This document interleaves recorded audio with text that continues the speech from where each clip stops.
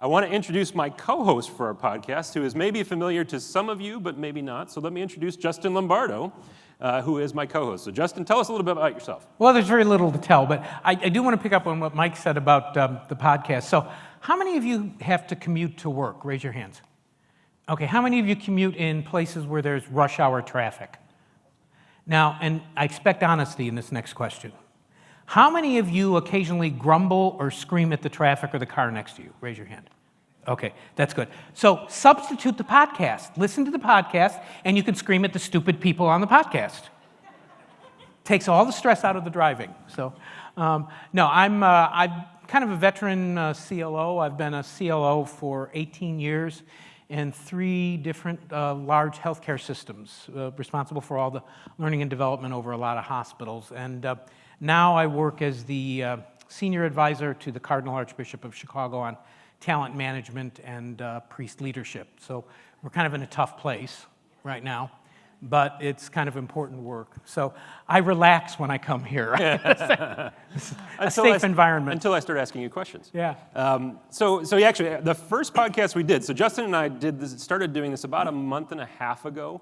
And the first conversation we did is we just kind of came in and we wanted to figure out how to do this thing. We had a producer come in, and we actually just started talking. And I interviewed Justin, and that conversation ended up being our first podcast. And Justin isn't really doing justice to his background here. That he was really there at the beginning of the CLO function, and has got a ton of stories to share, which is part of our first podcast. So I encourage you, if you haven't listened already, listen to that first podcast. You'll hear kind of about the beginnings of the CLO role, where it came from, and some of the things that are the same and some of the things that have changed. So I'm eager to get this going, but Justin, you had a bit of a rough night last night. Yeah? I did. Sleep was not, I don't know if any of you on the side facing the sports arena, the Minute Maid sports arena? Maybe it was just me. I was up on the 16th floor, which is, fairly high up there, and I kept hearing ding, ding, and then 20 minutes later, ding, ding, and I thought something is going on here. And I looked out the window, and there's a tram stop directly below us. And I love the fact that Houston has public transportation. I think that's fantastic. But does it have to run all night, and do they have to ring bells every 20 minutes? So it was like that was the end of sleep, so it wasn't that good. So I'm going to ask the sound crew, make sure you can find that little ding-ding sound. So whenever Justin's going off the rails, I can just play that. It'll be like a little Pavlovian response. Right. Ah! And then you better have the button that bleeps really close by, because there'll be some of that. Yeah. There'll be some of that going on. One of the things, though, Mike, that I hope we get into today with Jim a little bit, to tie things together. One of the fun things about being at the symposium, and it makes kind of things like these conversations better, is if you can pull some other stuff in. And so some of the things we saw today and yesterday, I think Sarah's presentation of the research on the role of the CLO, the things that we learned about that, and come on, guys and gals, how many of us here don't like to serve? People were going, wasn't that great? I was enthralled by it. It's like, well, it was fabulous research, but in addition to that, how many of us don't like to talk about our own work? It's like, this is just, we're all in the middle of this. So but a lot of that can tie in with some of the things I think we're going to talk about. I think also, if any of you had the pleasure of being at Diane and Diana's workshop and Stacy's workshop on thinking strategically, there's going to be a lot of things, and I think the conversation with Jim is going to bring that out too. So hopefully we'll be able to pull different threads together and see what's going. In addition to the cortisol and dopamine discussion, both of which will be on sale after this session. Right. For you to take home with you. So yeah, so when we launched this podcast, I think to your point, Justin, it's much more about storytelling. It's sort of bringing out those stories that are happening in the learning and development community, bringing interesting chief learning officers and learning executives like Jim, who we're gonna invite up here in just a minute to share some of his stories. But that's really the goal of it, is that we want to be able to share those in a format that is available to everybody in the community. So it's been a new adventure for us, though. So Justin, we've put, I think, 3 episodes under our belt now. This will be our 4th together. And we're still talking. What have you learned about podcasting? What has this taught you as a in your own development? Well, that's a really good question. The first thing, you come out of these, and if you've been doing this job, and I'm just going to be real transparent about this, you've been doing this kind of work for 18 years in organizations with 10,000 doctors and nurses, which would make normal people crazy. So you think, there's not a lot about this that I'm really going to learn, even though we all say, well, we're constantly learning. one of the things that became really apparent to me interviewing the other two gentlemen in these things, and I'm sure it'll happen again today with Jim, is you realize, boy, I wish I would have thought of that 8 years ago. Or you hear what they've done and you go, wouldn't that, I think I'll go back to work now so I can implement something like that. So, I mean, that's one of the things. So you learn a lot of You got to that point where you're like, I'm semi-retired, but I want to go back to work. Yeah, no, I didn't get quite there, but... in your mind, you that got was more there. for effect. Yeah. But that sense of you hear different takes on the same problems. I mean, one of the things that I've always said is that you know it's time for you to retire when you're at the point where no matter what problem comes in your office, you think you've heard it before. Okay? Any of you ever experienced that? Come on, fess up. People come in and you go, oh, this again, right? When that happens to you every day, it's time to, it's one of the signals in my mind that it's time to retire. But then when you begin to hear the solutions that people now have to those same problems, you go, you know, that would be a spin to have on it before. And really, to your point about what do you learn from this, and now I'm going to pull in what Stacy and Diana were talking about, and also, I think, to start with what Sarah talked about in terms of the notion of a mentor and conversation. These podcasts can serve as a way to have a conversation, and we won't commit you for schizophrenia in it, with someone who can think about issues you've got to face. Mm-hmm. And that's, I think, really the kind of key, because we all don't have a CLO down most general managers have another one, right? 3 offices down, right? Or, a director of this or that has another one down the hall. How many of you have another CLO in your company you can talk to? Yeah, there you go. Okay? So this is the best way to have your personal board of directors. It's a kind of board of directors. It's a kind of interaction with people, because the value of it is not just the exchange, it's what you think about after the exchange is done. Does that make sense? Mm-hmm. And I think that's the criticality. If you come out of a podcast, we get that little bit of feedback from somebody who said, well, the key thing about, tell us up front in the podcast what we're going to learn here. Yeah, that's not the point. The point of the podcast is to have a discussion about things that are common, and maybe you come away with one thing that makes you even remotely begin to ruminate differently about something. It's an old tradition when you meditate, and it comes from both a Christian and to some degree Islamic tradition, that the notion of meditation is not to come up with a list of things that you come out of the meditation with. The notion behind it is one concept, one vision, one picture that maybe later helps you transform something. And that's very high level. This is going to be much lower, but it might work the same way. Yeah, I think I need that trolley bell right about now. Okay, I'm done. So yeah, that's I think a great segue to talk about bring up our first guest, our guest for today, who's going to share some of his stories about running the learning and development function at Defense Acquisition University. So please join me in welcoming to the stage Mr. Jim Woolsey.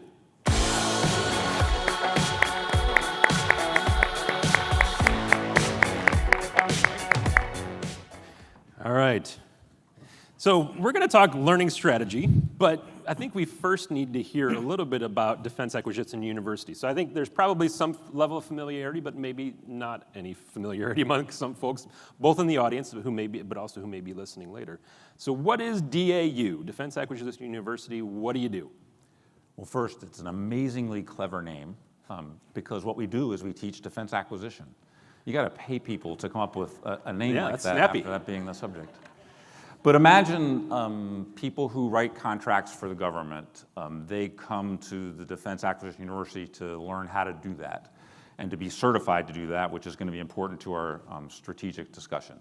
Same with program managers, engineers, testers. If they're spending your money on the behalf of the men and women who defend the country, they come to DAU to be certified to do that. And there are 166,000 people in the defense acquisition workforce, so our community is large, and in fact, there's probably 100 or 200,000 more who are not actually in the formal community who we also work with. So it's big. We have campuses all over the country, in fact, all over the world. We have 700 people altogether at DAU. So it's a big operation doing important work that we're proud to do. How long has it been around? It's been around since 1992, in its current form, where it was unified at the direction of Congress to be one university for the entire acquisition system. So 700 people around, as a unified body since about 1992. If you kind of give us a picture of budgetarily, what are you working with from a learning and development standpoint? Well, it's almost all salary, so you can multiply this. It's about 600 full-time people, and then we have some infrastructure, but that really gives you the idea of the scope of it. In terms of bricks and mortar, we have campuses in Alabama, Ohio, at home at Fort Belvoir, in California, in Germany, so we have some brick and mortar all over, as well as a web presence, and we're well funded to do that. Yeah. And so you're in person, you're at a distance, you've got people on site, but you've got people at headquarters. You're kind of all over the board. From a strategy standpoint, traditionally speaking, what did that mean? You have these people, you have these facilities. What was your learning and development strategy that this structure was designed to enable? Well, we're really going through a big change in strategy now. As I mentioned before, it was based on a certification model, and still is, although that's what we're moving away from, where you come to school, you take the right classes, you get certified, you get the gold star, and you can now go be a contracting officer for the U.S. government. And the model that we built with campuses around was primarily so that we could be nearer the students who had to take the class. They wouldn't have to travel as far. And that evolved later where we used that geographic proximity to work with the customers differently. But we've recently reevaluated that and realized that model needed some tweaking, to say the least. And that's been the strategic shift that we're making now. So you're not doing certifications anymore, Jim? Or we're still doing it, but the journey we went through is we really faced a crisis. It was a serious problem in that we had really good funding. We get really good feedback from our students. We won the CLO, honored to be the CLO Corporate University of the Year in 2017. Terrible situation, right? Clearly. Yeah, you're doing really poorly if you're recognized by CLO. I mean, yeah. But it would take an aerospace engineer to look at all that and say, boy, that looks dangerous. Yeah. But in a way it was, in that any organization that's very successful has the same problem that any people who are successful, and that becomes confirmation bias and complacency and Ego. getting stuck in what you do. Ego. No question about it. And it turns out it was fortuitous that we looked at ourselves, because there actually were changes going on around us that we needed to respond to. And the way we did the strategic journey was we were thinking about DAU as a business within a business. There's a lot of ways to do that. That's why Harvard Business Review has a magazine every month, and why there's a big business in that. But the one we chose was to focus on what we needed to do to add value to the enterprise we're in. What's the one thing we could do? Because there's a temptation to do everything, and we'll do it all well, and as you know, doing everything is not doing anything. So we built a model from a book called The Values Discipline. You can Google it. It was written in the 90s, but it forced us to choose between, do we want to be operationally excellent? Think about Southwest Airlines or Amazon. They can make things happen efficiently. They make things happen good. Do we want to be product leaders? Think Apple. That you can make the thing that's so cool that you've got to have it. Or do you want to be customer intimate, where you know your customers and what they need and what they want? And we went through a lot of discussion and a lot of analysis to determine that customer intimacy was how we wanted to focus to bring value to our enterprise. That simple decision then became organizational issues and where we were on the continuum between dealing with alignment and dealing with responsiveness, and a whole host of the issues that we talk about here came from that decision. So you use a term that I think is interesting. Probably everybody in this room's had to sort through this, and you must have a boss somewhere. We all do, right? I know I do.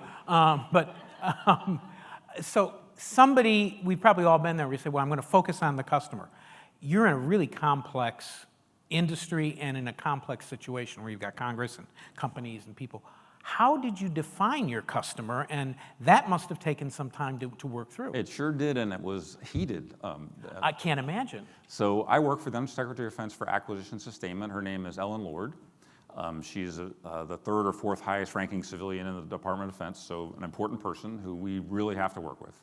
And she approves our budget, and she approves my pay raises and important stuff like that. That's an important person. Yeah.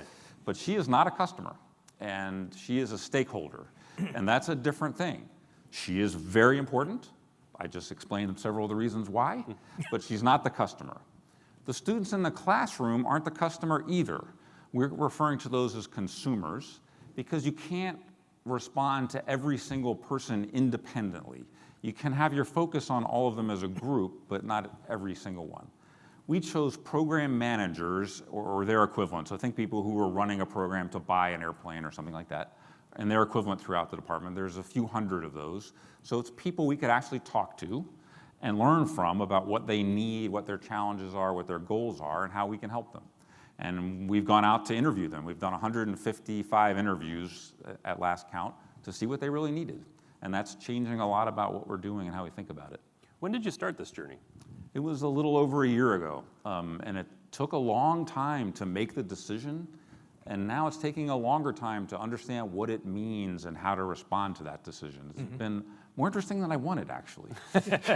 Do you run into, because I can see, you know, where you talk about the woman who's your boss in the Pentagon, and clearly high-ranking official, and she probably theoretically, I mean, the question goes through my head is the difference between when they first theoretically say, oh, yeah, now I get it, I'm a stakeholder, and I'm not your customer. And then they see something they want to get changed, and they come to you and say, well, you need to change this. And you go, well, no, because you're not the customer. How does that work?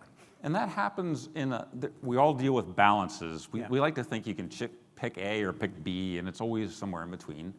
And the balance that you're alluding to is between aligning with the goals of the leadership in the enterprise and responding to the needs of the people doing the actual work. And if you go too far in either direction, you can become totally reactive and not aligned with what needs to be happening. And if you're too aligned with the leadership, and there's no such thing as being too aligned, but if you're leaning that far too, and you're building everything around that, you're no longer helping people do the work every day. Luckily, Ms. Lord and Congress are moving authority and power to the Army, Navy, and Air Force and away from the Pentagon. So their desires are turning out to be consistent with ours, although we got started on this journey before they did that. But it's good to be lucky sometimes. So let's kind of dive into to how you made this happen, because I think, you know, as you said, alignment is sort of, in CLO circles, it's like motherhood and apple pie. It's just we need to be constantly aligned with business. We need to understand what business leaders want. We need to be able to speak their language. We need to have a seat at the table with them so that we can make sure that what we're doing serves them. But you, as you started to say, maybe we got out of balance in our alignment efforts and are losing sight of who our customers are, or we haven't defined who our customers are, went and put together a voice of the customer initiative, which was your attempt to sort of define this. So can you walk us through what is that? What are sort of the takeaways from that initiative that you think are applicable to folks who are not at DAU but are in other organizations? Well, first, it's not as obvious as you would think. Listening to people sounds simple, but we did it in a very intentional way. There's some traps to avoid. One of them is spilling your candy in the lobby. And what we mean by that is when you go to see somebody, start with telling them all the great things you could do for them. And that ruins the conversation. It was very built about them and what they need and what their goals are and what they were trying to achieve, and then getting to how we could help them. That was one part of it. The second was deciding who the customers were. That was really critical. And now we're actually developing a formal customer relation management tool where we can collect all that information in a rigorous way and understand it as an organization about what's needed. And some of the things we've been learning actually are consistent with what we hear at this conference. We hear more of the problems they need to solve come down to soft skills more often than hard skills. That they feel well, that we've trained them well on understanding the Federal Acquisition Regulation, on how to do programs, but that leadership, collaboration, cross-functional understanding, a lot of the things we talk about here are something they've asked for a lot. And another is speed. And everything in defense right now is about speed. And that's important for learning also, and that's caused us to move our resources somewhat out of the classroom and into consulting and online assets, and again, things we talk about here.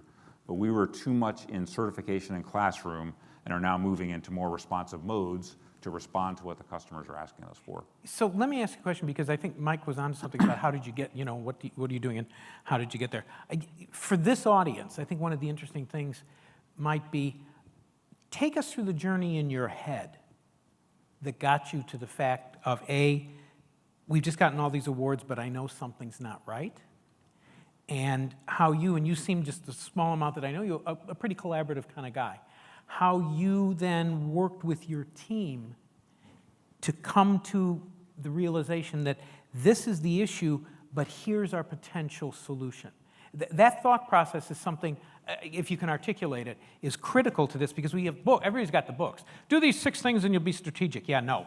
So how did you do it? Can you answer that? That's a tough question. I apologize. Yeah, it did take over a year. We have 40 minutes left, so yeah, I can do that. Okay. I'm going for a coffee. Listen carefully. As I said, the first step was deciding how to think about it. How do you think about your business as a business? That was really key. And we went through a formal process having done that. We had a consultant come help us and really work through the ramifications of that in a very structured way. We immediately ran into some organizational issues where people weren't taking an enterprise perspective. They were parochial, and we're still working through those. And in the end, we were comfortable with what we wanted to emphasize and how we wanted to do it. And only now are we really making some process decisions. We're adjusting our organization to allow us to be more responsive to our customers. Because the first thing is to listen to them, but the second thing is figure out how to give them what they're asking for. And that required that we had to be more flexible in how we create learning assets, what kind of learning assets we create, and we're just now changing our organization to do that. It also required that we find resources. So here's part of the scary part. DAU is built on certification training. It's how we were built. The law supports it. Yeah, it's good to have the law on your side. It's what we've been all about. And we voluntarily are cutting the size of our certification training to make room for these other assets. Mm-hmm. So that's like going after your biggest product line, your biggest seller, and saying, we're going to put less resources into that so we can do these other things. That's created some interesting discussions as you... I bet. Well, because in healthcare, it's the same thing. I can see us going in and saying, we're going to move away from giving you these medical skills or these technical skills you need as a nurse, and we're going to teach you how to communicate compassionately. And you probably had the same discussion as we went through that in healthcare with people about that, because they almost see it as disrespectful of their expertise. And so that was a big obstacle, is getting at the core business. Yeah. Another one that you're going to run into if you do an exercise like this is diving into details that get you confused and can sidetrack you and go down rabbit holes of different directions, especially parochial ones. And to come back up to the big picture is a constant struggle that we work with. So how did you do that? I mean, obviously you have a team of people that can kind of help you to do that, but there is that person who may come up and say, whether that it's the Assistant Secretary of Defense who says this is what I need to have happen, or it's somebody who is a very key stakeholder within the organization who comes to you and says, I know this is what you want to do, but I can't do this, or we need this to happen. As far as the external stakeholders go, this might shock you, but logic has worked. When we've told them that we want to change a certification course, and when I say cut it, some of the value we get out of this environment is the whole workflow learning concept. And Bob Mosier actually works closely with us, you probably know him, has helped us make our classroom courses more efficient by putting more things online. Mm-hmm. And where people in the past have gone, more classroom time is better, and they just grow them and grow them and grow them, and we've been logically explaining to them what we're trying to do, that's actually worked, which has been great. And in the group, it's been constantly reminding each other what we're trying to do and why we're trying to do it. And every day we have to continue to remind ourselves so we don't get into to use the Simon Sinek terminology, you've all seen the video, I'm sure, we can get into the what's and the hows and get lost on those, and it's good to remind ourselves about the why. Mm-hmm. Yeah, that's good. Well, you're in the journey now, and I think it's a good journey and a cool journey that you're going through, and the notion of voice of the customer. But I'm going to go back to something that way back to my Motorola days when we were staying at Motorola University, because what you're talking about in my mind really isn't a business process change. It's far more profound. You're really upending your culture, okay? Yep. And thank you for not using the hacksawed words of, I'm driving a culture change. He's driving something very specific that's going to upend the culture, I would think. It wasn't because it's hackneyed, it's because culture's hard, and I didn't want to talk about that. Okay, well, there we go. The guy who's in charge of your defense industry training doesn't want to do hard. Anybody? No. but back in the day when because that was in the day when I'm talking about in Motorola, when suddenly high tech, and particularly the two-way radio business, the cellular business, was suddenly being eaten by the Japanese and the Swedes and all this. And suddenly there was this big movement. It wasn't just our industries, it was others, to listen to the voice of the customer. Larry Wilson wrote a book, and I can't remember the name of the book. It was a very important book about how you stay close to your customer. You go back to Remember Good to Great, and 2/3 of that was about being aligned with the customer, okay? Well, not to rain on your parade, but here it comes, okay? Within 3 years, good to great was great to not so much for half the companies that were mentioned. Half the companies that Larry Wilson wrote about, the same thing happened. And what we're talking about is drift. We're really talking about drift, which happens rapidly and insidiously. How are you thinking about, with all the effort you're putting into this and the criticality of what you do for what, 250 million people, to be, not to be dramatic, but really, okay? How are you going to guard against that drift? Does that make sense as a question? It does. Before we have to worry about drift, we'll have to get going in the right direction in the first place. So or you could avoid that and just go right to drift. You can see it happening already in all parts where we have to constantly reinforce it consciously, and people start to get the habit of it. We're going to be aligning our processes to do it, so people are going to get in the habit. We're going to align the processes. And we hire a lot of new people every year, and they're all hired with the understanding that this is what we're about and this is what we do. So with staying on the message about it and reminding ourselves from my level on down, to building processes that do it, to hiring people that will continue to do it, all the pieces of that have to be in place or you will drift. And drifting's a bad thing. We'll have to adapt as time goes on too. We may get too far this way and find out we're out of alignment. We have to always be aware of that. In fact, I think in the strategic course that Stacy and Diana did, they talked about always being ready to adapt, and we have to make sure we can do that too. Mm-hmm. Well, let's talk a little bit about your background, because I think it's interesting that, especially in light of some of the research that we've seen about how people become CLOs, and you're president of Defense Acquisition University, you're both CLO as well as business owner, so to speak. But learning and development wasn't your background, isn't your background. You've been... Can I say it is now? You've been doing it long enough. Good, I think so, thanks. You won the Learning Elite. I mean, come on, you guys are, it was sort of the top of the heap. So. I wanted that from you, Mike, thanks. Yeah, right. But tell us a little bit about your background and sort of how that informs the work that you're doing as a learning professional now. Again, it's a thing that comes up in conversation a lot here. You did a cover piece about Jesse Jackson, who also came from the business at Morgan Chase. Yeah. I come from the business, so I've been an engineer in the private sector. I've been an engineer in the Department of Defense. I've been a financial analyst at a think tank. I've been in the Department of Defense. I can't hold a job, so I've got a bunch of different ones. But I really do think a message for any leader, or aspiring leader, is variety is critical. If you want to lead a large organization, it really is important that you have lots of different experiences and not the same ones. I could make you think that I did all this on purpose and I planned it out so I'd be in a good leadership position, but I did take some opportunities and get a lot of different jobs. I think that variety is important, and somehow you have to understand the business that you're a CLO of. Whether you come from the business or you have people around you who can help you with that, or a board of advisors who can give you that insight, it's obviously critical that you do that. I had the advantage of coming from that, so I had to learn learning. But if you come from learning and don't know the business, you have to find ways to get that. You can't be relevant. You can't be at the table with the stakeholders if you can't speak their language, if you don't know what they've done and where they've been. And the background I have gives me that advantage. Mm-hmm. Yeah. But then coming here, there were people talking about moving beyond ADDIE. I had to find out what ADDIE was. So there's that challenge too. You really didn't. Let's be honest. That was fine.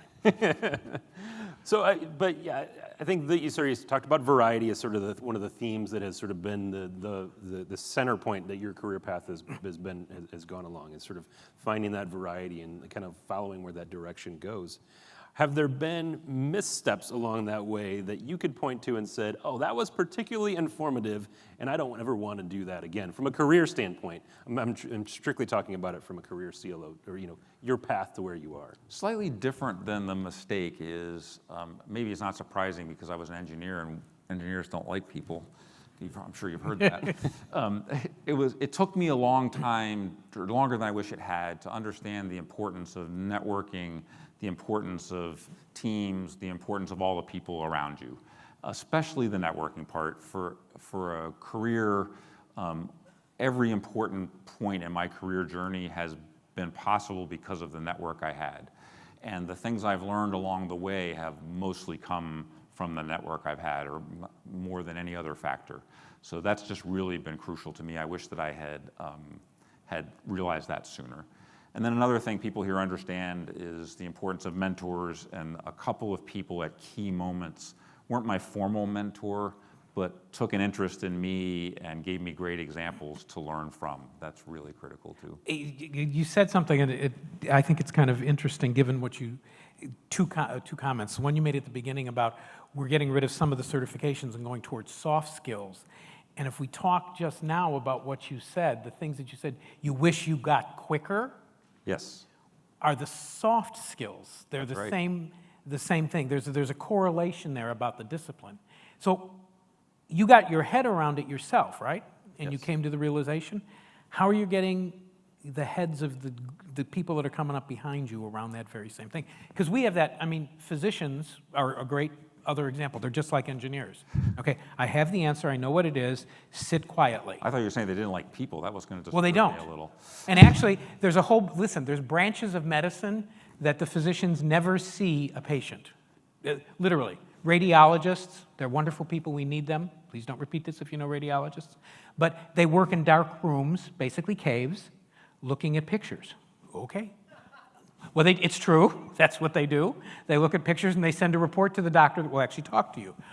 So it's the same kind of thing. So that's not easy, and that's not easy for engineers. We had software engineers at Motorola that were like, leave me alone, I'm writing the code, I know what I'm doing. You know? And you do it. So it's easy to say, well, we're going to do more of this, and you can put everybody through the training, but have you thought about your accountability, making them accountable for that? Because that becomes kind of a critical thing. Does that make sense? Yes. Because you've learned something that you should pass on to them. One of the things we learned from the Voice of the Customer thing was, of course, that.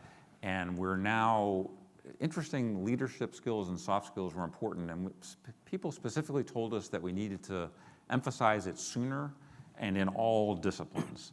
We do leadership for program managers because we think of them as leaders from the beginning, but engineers and contracting officers too. So we are now making an effort to put that kind of content into our classroom courses, and that's something the classroom is uniquely good for. So if you think about what we're doing, we're taking information transmission out of the classroom so that we can do these other things, but also so that we can make room for that kind of soft skill work, which is one of the things the classroom can do so well. And we're also, what we need to do more of is coordinate between all parts of this really large enterprise as the Department of Defense.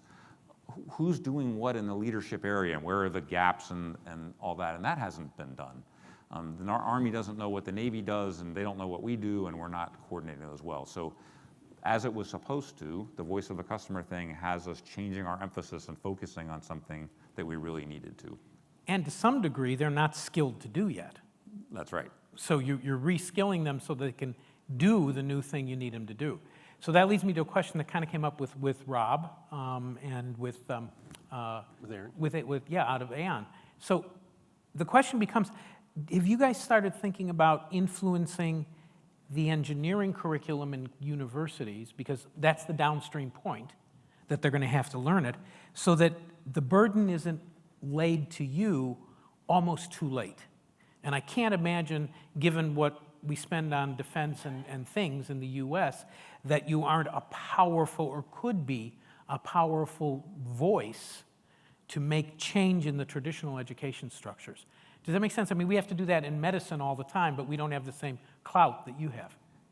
It does make sense. I will say that one challenge about defense right now is that we don't have the clout we used to. That especially in technical communities, well, we're a small part of the market. The technology that matters, Google sneezes at our budgets or our programs. That's not interesting to them. But that's another story. That's a good one to follow up. Keep that, Mike. Let's go after that next. But I will admit that I'll take that as an action for me that I haven't thought myself about how we can influence the engineering schools in that way and look at what they're doing. So you got me on that one. No, I wasn't an attempt to get you. You'll know when that happens. I appreciate it. But no, I think it's a tough one because I think a large number of CLOs, as you know, get to the point where you are, you've got a superb operation, you get recognized for it, you begin to think, how do I make this happen at a different point, a different starting point, so the starting point isn't so proximate to the end result. And that, I think, ultimately, go back to what we talked about earlier, can stop some of the drift. So it's kind of a way to play with it, I think, that's kind of interesting. It is. So yeah, I want to ask a little bit about, so you talked about the strategic journey, getting closer to the voice of your customers, those program managers, but you have this infrastructure that's been built around this certification process for a couple decades, more than a couple decades. Now you're telling the people that have been part of DAU's formal structure for years that, you know what, I don't need you to be a trainer or convey skills. I need you to be a consultant. How are you helping? I mean, some probably were, thank you, I've been waiting for this for a long time. Some were probably saying, oh no, I better find out, did I hit 20 years yet? Because I'm ready to get out of this. So how are you helping people sort of make that transition from, to carry out that vision that you now have as DAU for where you want to be strategically? I really thought the thing to do was scare them. Yeah, right. But in the earlier presentation today, I heard that was bad. So the cortisol is not. Yeah, cortisol. I'm going to have to come up with another way. Not surprisingly, we have made it part of people's performance appraisal system so that they know they're supposed to do it. We have done some specific things to track metrics. We wanted our faculty members to be engaged with our customers, and we actually measured that. We made it a requirement that everybody be in a consulting engagement so they got used to that and got over the concerns they might have and get exposed to it. And then that hiring thing. One thing about DAU is that our typical faculty member is someone who's already had a successful career either in the military or in the civilian government. Therefore, they're more senior. And we have a relatively high turnover rate because of that. Mm-hmm. And so we hire a lot of new people every year. And that's where the real power is, because now you can hire people who already have that mindset. And so between early adopters and people who are flexible and people who will go as soon as they go, and the ability to hire people and then course some of the others, we're making real progress there. But the hiring is the most powerful one. You hear that the people we're bringing on board now really get it and are really working that way. What changed in the profile of the hiree? Can you answer? That's a tough one to answer. Yes, but it's just picture a person who would come to the organization thinking, I've had a really good career, I care about the country and the military very much, and now I want to give that information back to students. And they picture themselves in a tweed jacket with the leather patches, and they're going to teach the courses. And I'm making a cartoon to get a point, but someone coming with that mindset, compared to someone coming, we're going to hire you to be out there and be a partner with people every day to help them do the difficult and important jobs they're doing. We're going to ask you to work online. We're going to ask you to be there with them and teach in the classroom. It's a whole different selling that we do, and that gives us, you can imagine the different kind of person you get coming from those two directions. So has that made you more competitive to the Googles and the others? I mean, in terms of the kind of person you want, I wish I had the background to work for you, because seriously, because what you're talking about is like, that's a vision, that's a passion that's coming out of someplace in your gut. That's kind of cool. But I would think, does that help fend off the Googles and the Apples to say we want the best talent? It's always limited. We have a couple of advantages going for us. One is some of the specialties I'm talking about aren't directly analogous. Right. There are some where the whole Department of Defense is really struggling with, we just can't pay what people can make at some of these firms. So that's a challenge. The things we have going for us are, first, the mission. If you look at the millennial surveys and what people say they want today, there has been a shift where meaning really matters to people. And to get back to Simon Sinek, we have one of the best whys you can have. There are people out there doing dangerous things on our behalf every day. They're willing to die on our behalf, and we owe them the very best we can give them. And it's hard to imagine a better why than that. So that really does help us get some super high quality people. Then you combine that with all of us in the learning world love the why of helping people succeed at their jobs and develop and grow. We get a twofer. Yeah. And so that really helps us get good people. What's interesting to me is that, in this portion of the conversation, we've kind of circled around an issue which I don't think we intended to, but is very critical for the people who are in this room, in that we talked about hiring. You just talked about hiring. You talked about performance evaluation and measurement. We danced around culture, but we talked about culture. You just talked about mission. Those are all things that aren't necessarily traditional CLO purview, but are absolutely critical to the success of what you're trying to do as a learning and development executive, as a learning professional. Was that intentional, or was that sort of something that just it came out of naturally of the challenges that you were facing? I'll actually quibble with your premise. One of the things I've learned from all of you here is we do have a role in culture, and we do have a role in transforming organizations. And we're talking about the evolving role of the CLO. I get from the group we have here that everyone understands that, that this isn't a matter of just teaching the courses, but we're partners with our leaders. So as Secretary Mattis and Secretary Lord are trying to change acquisition and do what we've got to do for the nation, that's a cultural issue that we have a part in playing, a part in changing. And I hear from people here that everyone gets that. I hate to argue with my host, but that's all right. No, it's a good. I think you're right. Everybody does get it to a degree. What I think, and Mike, you hit on it. What's amazing about this conversation to me, and I think it's something that occasionally in these podcasts I like to hold up a flag and say, "Listen to this one, kids. What he did." This is where the trolley bell dings. This is where the trolley bell dings. We got something coming up here. Not once did we talk about technical learning skills. Have you noticed we've been at this now 40 minutes, and not once did technical learning skills come into this discussion at all? Okay, so if you want to take, and you go back to the first two CLOs in the U.S., who were literally the first two in the world, Kerr and Wiggenhorn. I don't know Kerr a lot. I heard him a couple times, but my office was down the hall from Bill Wiggenhorn. Never did we have technical discussions with his leadership team about his vision that had anything to do with the technical parts of the discipline. It was always the passion. It was always the what's our mission. It's here are the people we've got. Here's who I want to hire. And with that, it was never I want instructional. We had them. Nobody was saying you don't. And so you talk about the difference between somebody who's a tactical leader and a strategic leader. The way you talked about it tells me that you are right in the dead center sweet spot of that strategic leader, and I think that's wonderful. Well, I do appreciate that. It's a great honor to be able to lead an organization like I do, and I think we're on the right path. I'm happy with what we're doing. Yeah. So we've got just a few minutes left. I want to do a quick speed round, all right? So maybe change it up a little bit. So tell us something. I'm going to give you a couple subjects, and then I'd like you to tell us something that we might not know about that subject. So let's start with one that we've been talking about naturally. So tell us something we might not know about Defense Acquisition University. What sort of some things that might surprise us if we were to learn about it? I just talked about how great the people are there, but I'll give you a couple of examples. It's amazing the diverse skills, the diverse passions, and the diverse interests that people have. And within my sight line at DAU, I have a Pulitzer Prize finalist historical author. I have a Jeopardy winner. And I have a person who won a bronze medal in the national championships for bike racing, and it wasn't me. Oh. So it just gives you, within my sight line, there are those people. And if you go throughout DAU, you find people with great passion and interests all over for what we do, but for a lot of different things.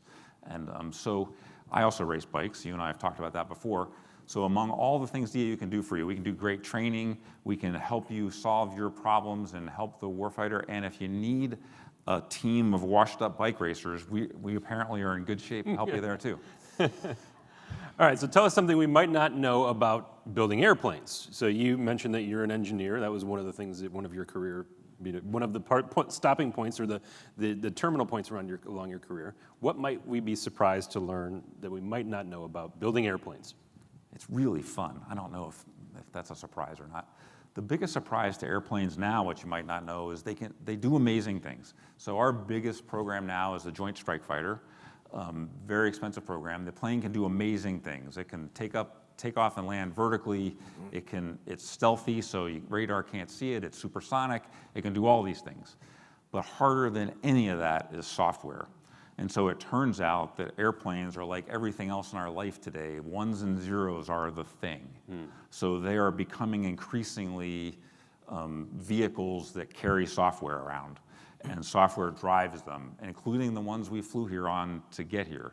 Software, software, software. It's the hardest thing that we do in development, and it's driving a lot of our businesses too. It drives airplanes also, which is, it's shocking to the degree that's become true.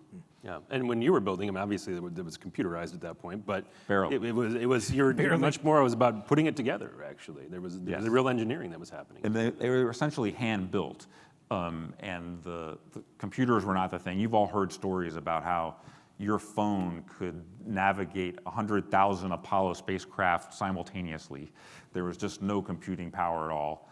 And airplanes were hand-built. You don't have to fly these planes anymore, but it might scare you the degree to which we built them by yanking on this that away and pushing this that away and drilling an extra hole over there. And now if you go to an airplane factory, they're all very automated too, and it's just changed tremendously. They'll do that just to be funny, but because we talked, the gentleman this morning, Dan Cable talked about the robotic surgery that his friend had. One of the things you should know, by the way, is when you have highly skilled technicians to come in and take care of those robots, let me tell you. But after a repair has been done, there's usually a bag of leftover parts that they don't put back in it. And the first time you see that, you're slightly horrified. Going, Wait. But, well, yeah, because this is like $1 million machine and things like that. You're talking about like a surgical robot. There's like a bolt laying there afterwards. Somebody comes and services. You know what? Isn't that supposed to be back inside there? You kind of asked that question. They just smiled and said, don't need it. Okay. All right. Thanks, Justin. Yeah. Well, I think your planes are the same way, right? We never leave the parts on the ground, ever. No. All right, so we learned that you're bicyclist, you're a biker. What other things might we be surprised to learn about Jim Woolsey? Well, the biking thing is one that I have had a really fortunate career. Lots of things have gone the way I wanted, or even couldn't have even imagined. Really great satisfaction I get out of it. But I actually wanted to be a professional bike racer, and would have traded this for all that back when I didn't understand how good this would be. But one of the many chances I've got to become humble in my life happened then, and a guy named Greg LeMond, you can Google him if you want. Tour de France winner. Yeah. He convinced me that I was not doing that, so I got to go on to some other things. So well, that's actually so. What a gift! Really? Yeah. Can Thanks, I interrupt your speed thing? It's a tough question, and Sarah got me thinking about it with her research about the people that want to become CLOs next, and all that. And we've had tons of discussions in this forum, in the symposium, in various times about getting the next person ready and da-da-da-da-da-da-da. We can add bike racers to the diverse backgrounds that led to being a CLO. Bless your heart, don't push. No. But the question I've got is, have you yet had to tell somebody who may aspire to either your job or a similar one that they just don't have it for that? In other words, as you proceed, there's no obvious, there's no definitive, you're not going to do it, because we all know the stories of the people that overcome the odds. But the reality is, there's a finite number of those positions going up, and there's more people that are there. Have you had to face that yet? And what advice would you have for people that probably have people in their organization that they have to carry the message to? Because false hope, disingenuous hope about developing your stuff is unethical in my mind. So if you know they're just not going to get it, how do you communicate that? It's a tough question, I apologize. I haven't think had it's an that important explicit conversation, but I can say that where my decision about who to promote or who hasn't has given someone a message. The reason for that, here's the engineer again saying, the reason for that in every case I can think of has been soft skills, not hard skills. That it's their ability to work with others, their ability to communicate, their ability to do complex thinking more than any particular skills they have. It's not because they don't have knowledge about learning, it's not because they don't have knowledge about their discipline, it's soft skills. And here's the engineer telling you that. Yeah, that makes sense. Yeah, and Justin, we've had that conversation a couple times. Yeah, you've told me several times I'm never going to be you. No, and I've told you don't have soft skills. That's Nice. Yeah. But we have a course for that. We'll help you out. Yeah. I'll tell the cardinal I need to come. Yeah. So, but the idea that not everybody is going to be a CLO, that's a conversation you've had to have with people. You've had to say to somebody, you're incredible at what you do, but you're not going to have my job. How did you navigate that? I mean, how do you have those conversations with somebody who is not going to get to that? They're tough to have. And we all know they are. The last one I had to have was the last position I had with Baptist Health, and the deal I cut with the COO was that rather than stay longer, because they didn't know they could find better than me, they wanted me to stay longer. I said no, but what I will do is I will put my successor in the job. I will get that person, I will put them in the job, and I will stay 2 months after, and from the background, watch them run it. Give up the title, but just stay as one of their consultants. And we were going to do a search, but there were 2 people internally that wanted it, and legitimately were at a position in their career where they could have had it. Both had technical abilities, and it's back to your point. Both had strong technical abilities, and one had lacked some of the soft skills, but more importantly than that, lacked the passion and the dream to make a difference. Does that make sense? The dream to make a difference. Not just a vision, but it's a dream to say, I'm going to leave something here. I'm going to win the race. I'm going to be a biker or something. This is it. And one of the 2 didn't have that. And so I actually went at it that way, and I said, you're really great as a number 2, but I don't see you ever being a number 1 because you have that fire for other things in your life, and that's not a judgment, it's just a different set of things. And it was a tough discussion. And you can't have it unless you're also prepared to watch the person walk out. That's the other thing. That's right. And you got to be ready to help them walk out, even if you tell them you're doing a great job in this and I'll give you more money. At that point, when you've had that conversation, it is no longer about the money. It is no longer about the compensation. It's about what just happened to a kind of internalized dream that they had. And so the ability to say to them, I will help you do whatever you need to do after this, even if it means leaving us. And that's the only way I can think of handling it. And I don't think it's fair not to say it when you know it's there. I mean, I'm not going to mention it, but there's a very well-known organization where the CLO 2.5 years ago, announced that person's retirement, announced their own retirement. I'm going to try and stay gender neutral because I don't want this identified.